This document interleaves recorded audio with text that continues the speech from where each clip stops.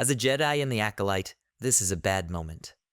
As viewers follow the trail of murdered masters and morally dubious members of the Order, showrunner Leslye Headland's series about a dark side student named Me searching for the former Jedi Masters of her homeworld has left a trail of destruction in its wake, compelling viewers to consider what it truly means to be a Jedi in a galaxy that is changing.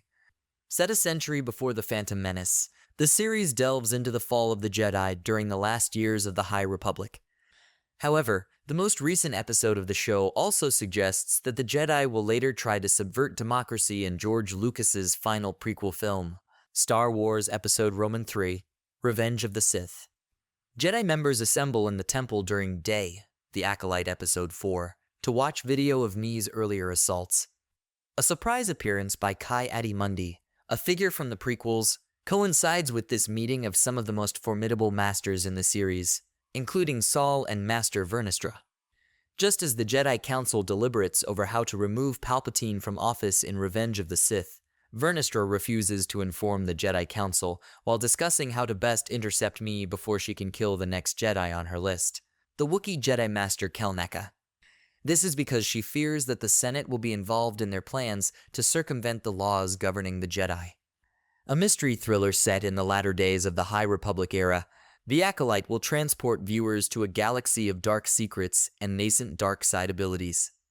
Returning to her Jedi Master, a former Padawan finds herself up against more evil forces than she could have imagined while looking into a string of crimes. Both parties of Jedi consider the best way to eliminate a real threat to the galaxy during the conference that takes place in each Star Wars property.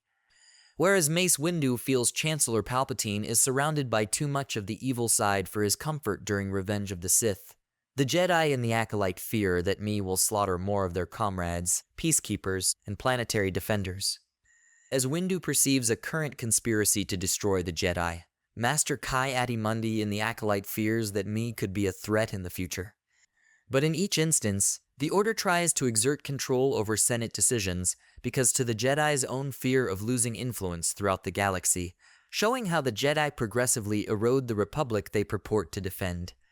Master Vernestra has a minor role in the Acolyte, eluding the Senate's scrutiny in order to carry out a global operation without democratic oversight.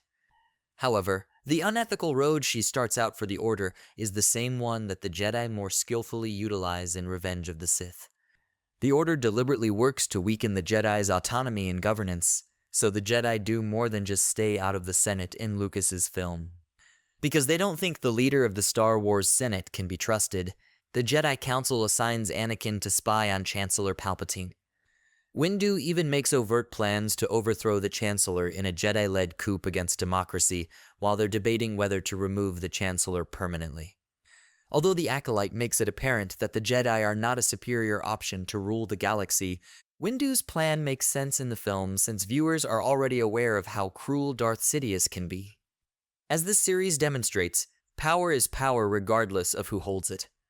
The Jedi pledge to promote galactic peace was broken by any attempt to usurp power from the Republic, as even the ancient Jedi behaved as colonizers when dealing with organizations such as Me and Osha's Force Witch Coven. Given that Windu's takeover was the result of the Order finally losing its way and acting on its own self-serving instincts rather than listening to the Force, it is considered one of the darkest moments in Jedi history.